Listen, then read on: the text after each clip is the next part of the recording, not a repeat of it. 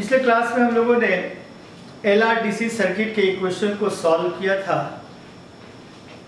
और ये बताया था कि अगर एक इंडक्टर को रेजिस्टर से जोड़ देते हैं और फिर उसको बैटरी से जोड़ा जाता है तो how the growth of current in the resistor is affected by the presence of inductor. Inductor immediately current को कभी भी मैक्सिमम वैल्यू एक्वायर नहीं करने देता है। नाइदर जब आप डिस्चार्ज करवाते हैं यानी सर्किट से बैटरी को हटा देते हैं तो इमीडिएटली करंट का वैल्यू अगर इंडक्टर नहीं होगा तो ज़ीरो हो जाएगा, लेकिन इंडक्टर के रहते करंट धीरे धीरे slowly of course die out करती है और इनफाइनाइट टाइम्स के बाद उसका वैल्यू ज़ीरो होता है।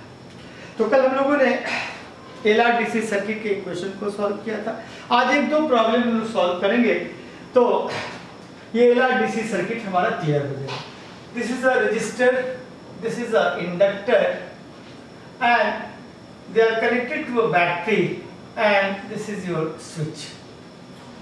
तो स्विच को जैसे ही क्लोज किया अब इसमें करंट का ग्रोथ होगा। हमसे दो चार बातें पूछी जाएंगी। पहली बात तो पूछी गई कि time constant of the circuit, तो टाइम कांस्टेंट टाउ का वैल्यू हो जाएगा L/R। ये क्वेश्चन पूछा जा सकता है, what is the time constant of the circuit. तो L is 1 and R is 2, so time constant is 0.1, that is 0.5 second. अब आपसे पूछा जाएगा कि what is the value of current after one time constant, that is value of current after 5 second, 0.5 second। तो 0.5 second यानी t का value अगर 0.5 second है तो उस वक्त I का वैल्यू क्या होगा। t का वैल्यू अगर 0.5 सेकेंड है तो I का वैल्यू क्या होगा। हमने कल इसको सॉल्व जो किया था तो I का वैल्यू था E/R 1 minus T/tau। So I is E is 8, R is 2, 1 minus T/tau। So this is your 5, 1 minus T/tau. T is 0.5 and tau is also 0.5. So it is 5, 1 minus 1 by E, 5, 1 minus 0.37. So it is 5 multiplied by 0.63. So it is 3.5 ampere after one time constant, that is after 0.5 second. So the value of current in the circuit after 0.5 second, one time constant is that much, 63% of the maximum value। आपसे पूछा जाएगा ये di/dt क्या है at t equal to 0 और when I is equal to 1 ampere। तो di/dt का value हम लोग लिखते हैं, इसका सर्किट इक्वेशन है E minus L di/dt is equal to I into R। So E minus IR is equal to L di/dt। So di/dt is E minus IR by L। तो हमसे पूछा गया है कि di/dt t बराबर 0 पे क्या है और जब I का वैल्यू 1 एम्पियर है तो क्या है। तो t बराबर 0 पे जब इमीडिएटली स्विच को आपने क्लोज किया है तो करंट का वैल्यू 0 है। तो di/dt का value di/dt at t is equal to 0 is E by L। क्यों? I का वैल्यू 0 है। So what is E? E is 8 and L का वैल्यू जो होगा वो L का वैल्यू हो जाएगा 1.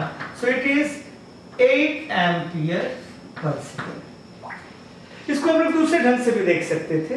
उसको ऐसे देखते हैं हम लोग कि हमसे पूछा गया di/dt at t is equal to 0. di/dt as t is equal to 0. तो हम लोग लिखते हैं इस इक्वेशन को, इसका जो सॉल्यूशन है वो है I is equal to I naught 1 minus t by tau. जहां I naught का वैल्यू है E by R.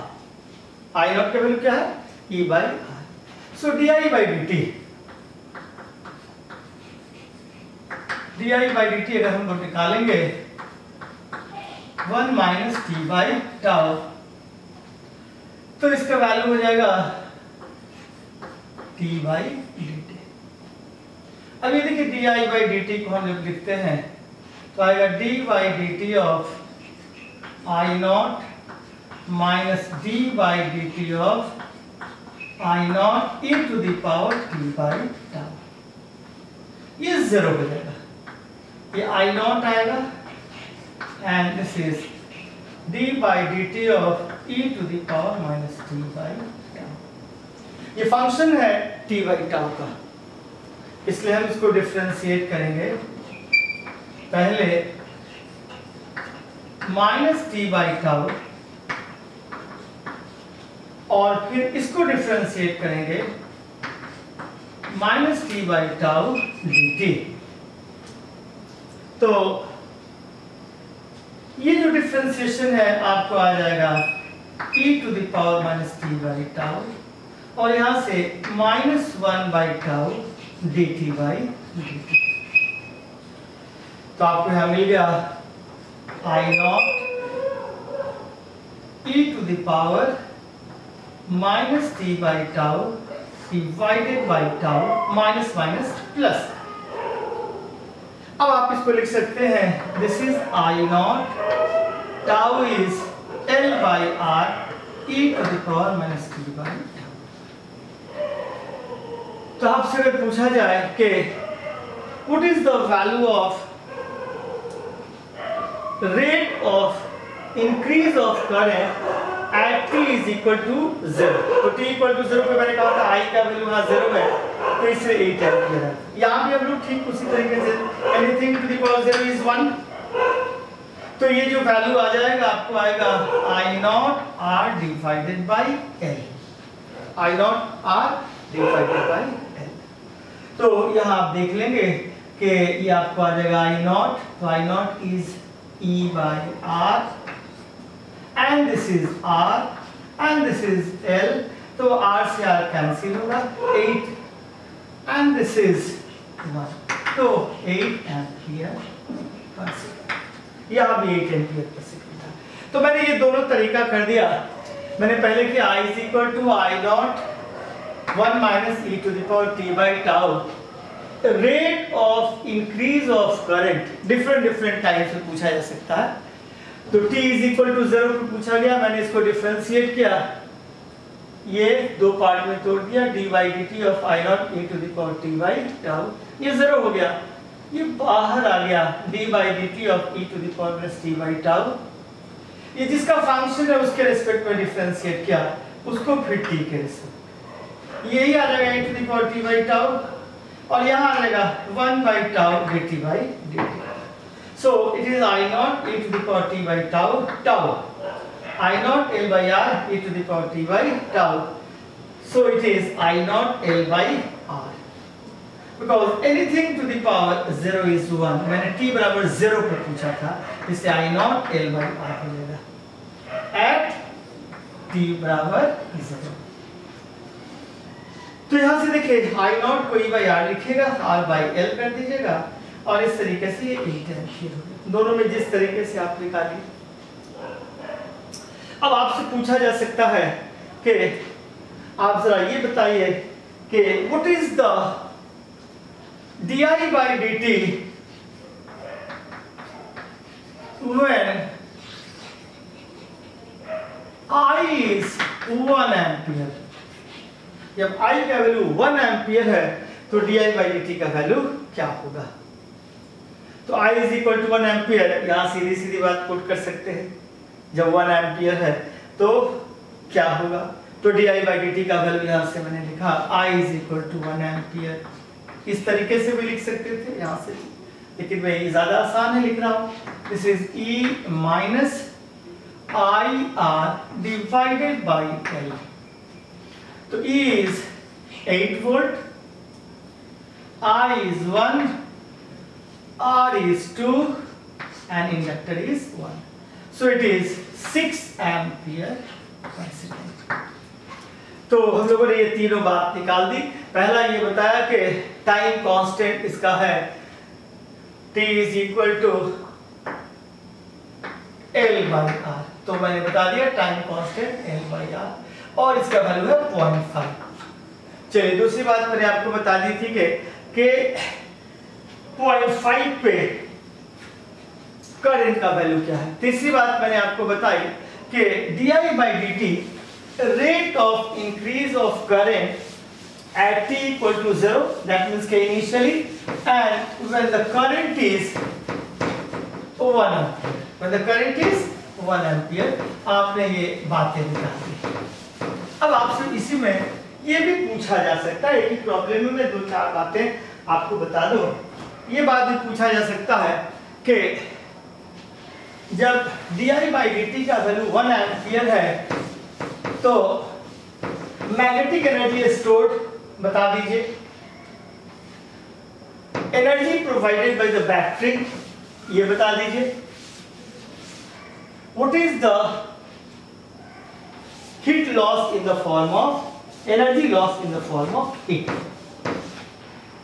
तो जब आपसे पूछा गया I का वैल्यू 1 एम्पियर है, then rate of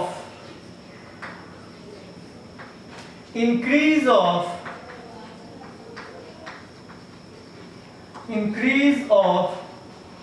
magnetic energy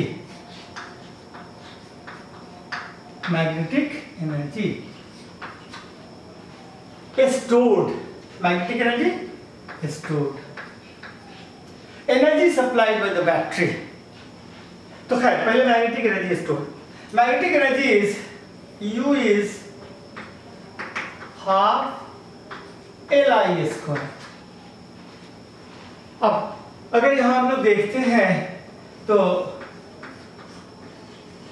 dUB/dt का वैल्यू हो जाएगा हाफ कॉमन, L भी कॉमन आ जाएगा, d/dt ऑफ I स्क्वायर। इसको लिख सकते हैं L/2 di square by di multiplied by di/dt। So it is L/2 2I di/dt। So 2 से 2 कैंसिल हो जाएगा। अब ये rate of increase of magnetic energy का वैल्यू हो जाएगा Li and di/dt कब? when I is your 1 ampere. तो di/dt का वैल्यू हमने निकाला है जब I 1 एम्पियर है। तो क्या निकाला था di/dt का वैल्यू? यहाँ से हमने लिखा था, एक बार फिर मैं लिख देता हूँ, E minus L di/dt is equal to I into R। That is your di/dt। So it is E minus IR divided by L। This is your di/dt। तो जब di/dt का वैल्यू 1 एम्पियर है तो ये देखिए 8 minus 1 into 2 divided by 1, hence it is 6। So this is 6, this is 1 and this is 1। So magnetic energy stored is 1 into 6। So this is 6 joule per second। So the magnetic energy stored in the circuit when the current in the circuit is 1 ampere is 6 joule per second। फिर आपसे पूछा जाएगा कि what is the energy supplied by the battery। पर second और rate of energy supplied by the battery. तो rate of energy supplied होता है और पावर सप्लाइड होता है E इंटू आई। तो पावर सप्लाइड जिसको हम लोग कर सकते हैं power supplied by the battery, power supplied by the battery is E into I. E is 8 and I is of course 1, so it is 8 joule. So this is 8 joule per second, so that 8 joule per second, this is also 8 joule per second. So power supplied by battery is 8 joule per second, magnetic energy is stored of course at 6 joule per second, and what is the heat loss or energy in the form of heat, that is I square into R. तो I का value 1 है and R का value यहाँ 2 है, so it is 2 joule पर second. तो आप देखते हैं यहाँ कंजर्वेशन ऑफ एनर्जी और पावर भी हो रहा है। ये 8 जूल पर सेकेंड उस वक्त प्रोवाइड कर रहा, 2 जूल हीट के फॉर्म में लॉस हो रहा और 6 जूल एनर्जी मैग्नेटिक एनर्जी के फॉर्म में स्टोर हो रही है। आपसे ये भी पूछा जा सकता है कि what is the maximum energy in the steady state, maximum energy in the steady state, maximum energy in the steady state. Steady state का मतलब होता है अब करंट इससे ज्यादा नहीं बढ़ सकती है, यानी मैक्सिमम एनर्जी। तो मैक्सिमम एनर्जी का वैल्यू हो जाएगा half L I square minus half L, कितना एल इज 1, और मैक्सिमम करंट का जो वैल्यू यहां से होगा आई मैक्स को हम लोग लिखेंगे E by R, E is 8, R is 2, that is 4। तो ये जो मैक्सिमम एनर्जी है हाफ है, 1 है, एंड दिस इज 4 का होल स्क्वायर, that is 8। तो maximum energy stored in the circuit is 8 joule. तो मैंने इस एलआर सर्किट में आपको सब कुछ बता दिया, ये बता दिया कि इसका टाइम कांस्टेंट क्या है, फिर मैंने बता दिया कि एक टाइम कांस्टेंट पे करंट का वैल्यू क्या है, फिर मैंने बता दिया कि initially rate of increase of current क्या है, फिर मैंने बताया कि rate of increase of current क्या है जब आपके करंट का वैल्यू 1 एम्पियर है। उसी वक्त मैंने ये भी बताया कि what is the ratio of magnetic energy stored, और ये भी मैंने बता दिया कि what is the energy supplied by the battery पर सेकेंड, ये भी बता दिया कि what is the energy loss in the form of heat पर सेकेंड। तो इस तरीके से आपने देखा कि हम लोग ये जो आपके एलआर सर्किट हैं इसके किसी भी प्रॉब्लम को हम लोग सॉल्व कर सकते हैं। किसी तरह के क्वेश्चंस आते हैं, इससे ज्यादा डिफिकल्ट कोई क्वेश्चन नहीं पूछा जाता। अगर आप देखना चाहते हैं तो एक और प्रॉब्लम को मैं सॉल्व कर देता हूँ।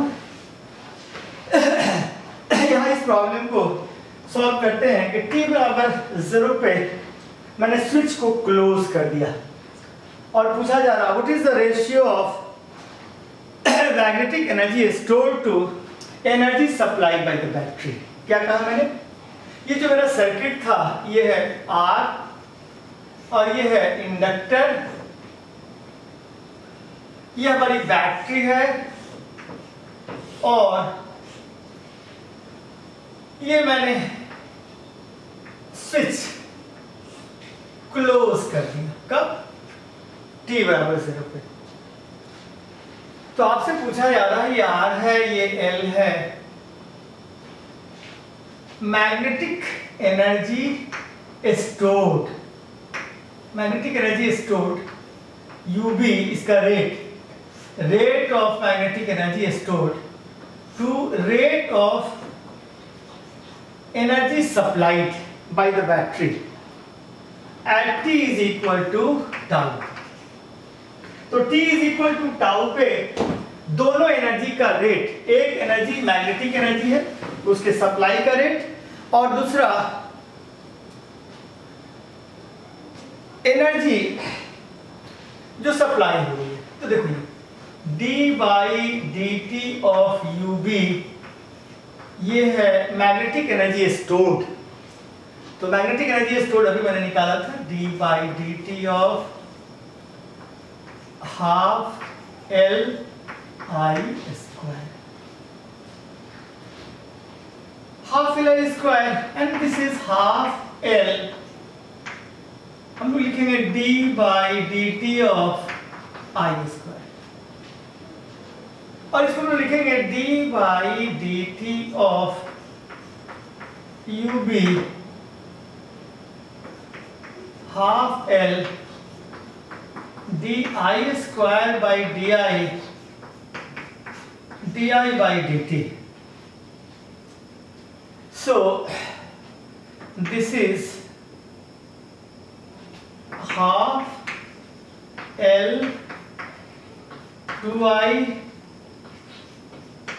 di by dt, दो से दो कैंसिल कर दो, तो ये जो आपका मैग्नेटिक एनर्जी सप्लाइड का रेट है, इसका वैल्यू हो गया L I di by dt, L I di by, और energy supplied by the battery, energy supplied by the battery,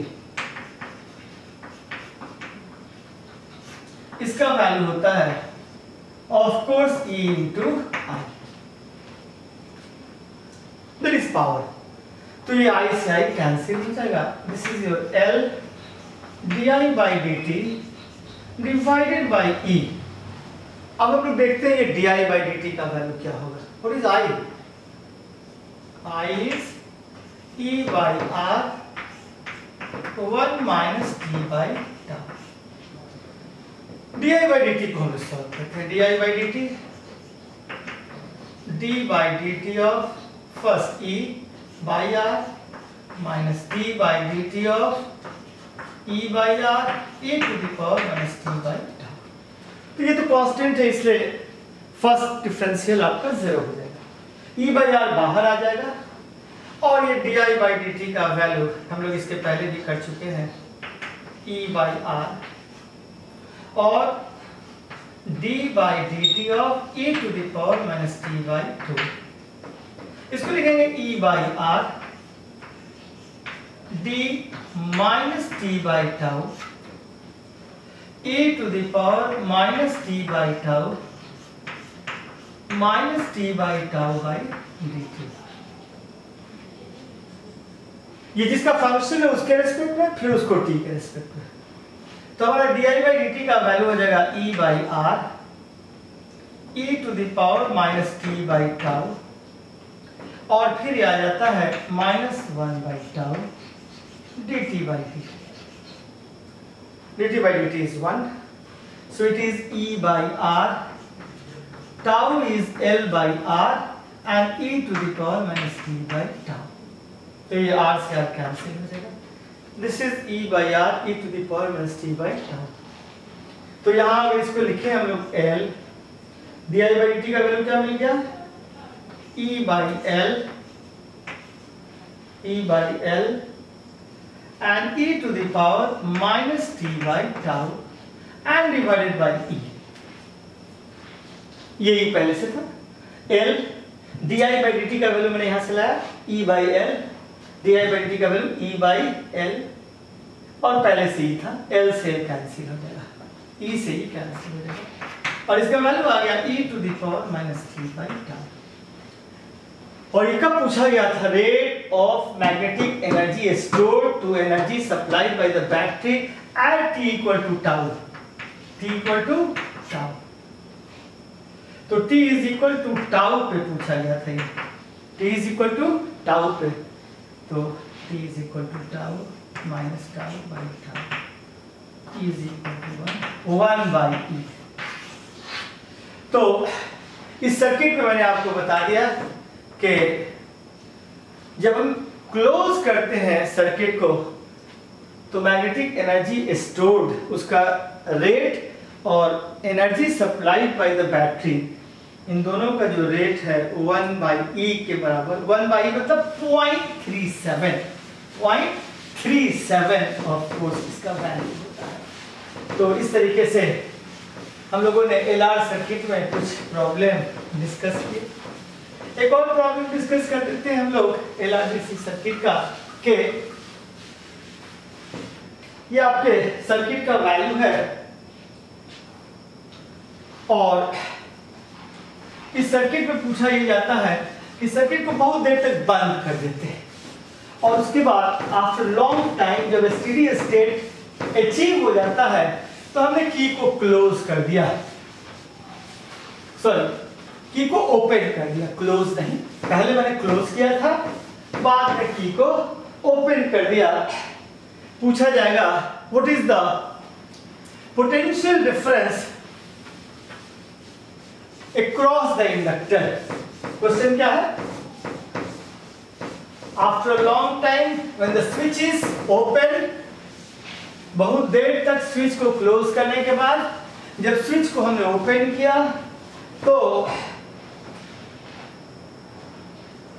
inductor के थ्रू वोल्टेज क्या होगा और कौन सा पॉइंट हाई वोल्टेज पे होगा, ये देखा जाए।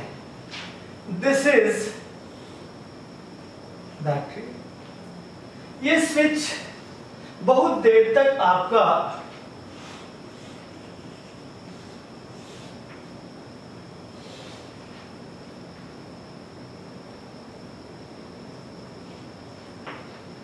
क्लोज था, उसके बाद फिर आपने इसको ओपन कर दिया।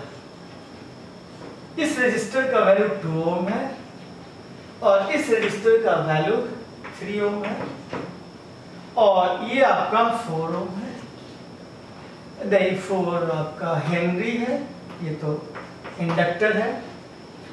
तो पूछा गया कि इस L के क्रॉस वोल्टेज क्या होगा और कौन हायर वोल्टेज पे होगा।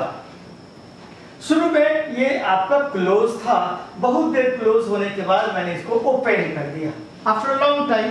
तो जैसे ही आपने इसको क्लोज किया था बहुत देर तक, तो सर्किट में यहां जो करंट फ्लो कर रही थी, इधर ये आपका 10 है और ये 2 है, सो करंट यहाँ 5 एम्पियर की करंट है और इधर भी करंट होगी कुछ 10/3 एम्पियर की करंट। अब हमने किया क्या कि इसको ओपन कर दिया।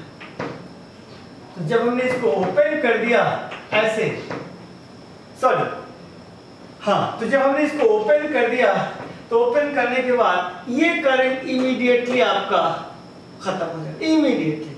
अब ये जो करंट है ये ऐसे फ्लो कर रही थी, ये जो करंट थी ऐसे फ्लो कर रही थी, ये धीरे धीरे कम होने लगेगी। तो ये जो करंट आपको आ रही है, इसका फिगर जरा ठीक से बना दिया जाए। ये आपका स्विच है,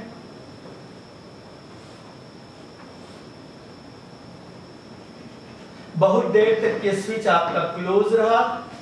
जब ये स्विच आपका क्लोज था तो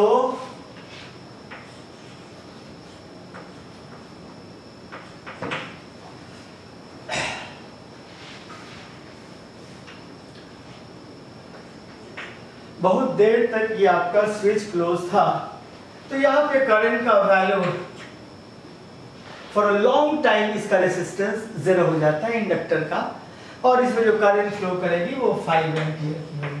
इधर क्योंकि ये क्लोज था तो इधर भी करंट 10/3 होगी, लेकिन जैसे आपने ओपन किया ये करंट आपको इमीडिएटली खत्म हो जाएगी, यहाँ कोई इसको रोकने वाला नहीं है। अब उसके बाद ये जो करंट है ऐसे जब ये ग्रो करेगा ऐसे, तो यहाँ पे ये 5 एम्पियर की करंट होगी,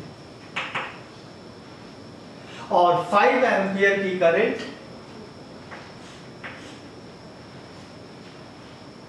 इसके लिए जो टाइम कांस्टेंट होगा, ये टाइम कांस्टेंट होगा L/R।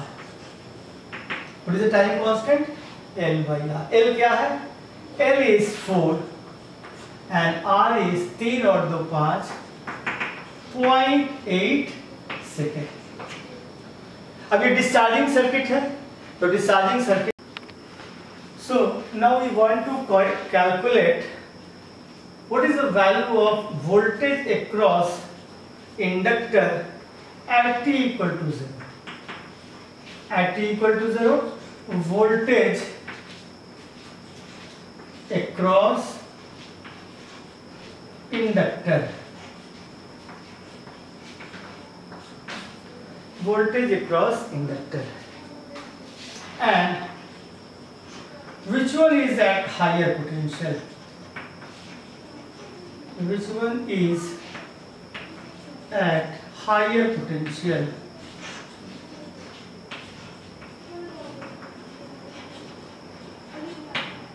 A or B?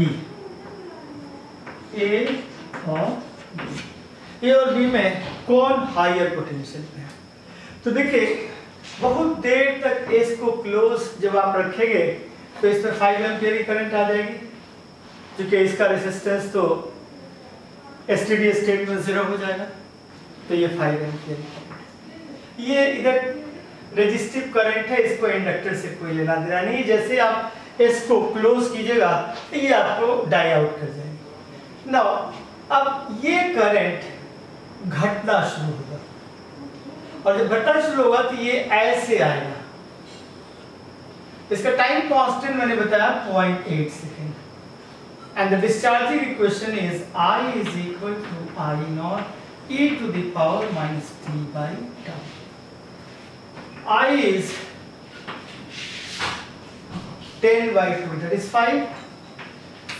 e to the power minus t by tau. So what is di by dt?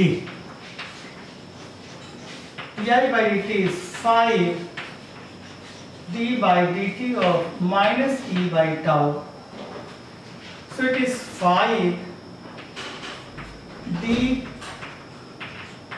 tau e to the power minus t by tau minus t by tau into dt. So it is 5 e to the power minus tau minus 1 by tau. This is di by dt. At t equal to 0, 5 and the tau is L by R, e to the power minus t by tau. So is L? L is 4 and R is 0.8. So it is 5 by 8 into 10 e to the power minus t by tau. This is di by dt. So di by dt is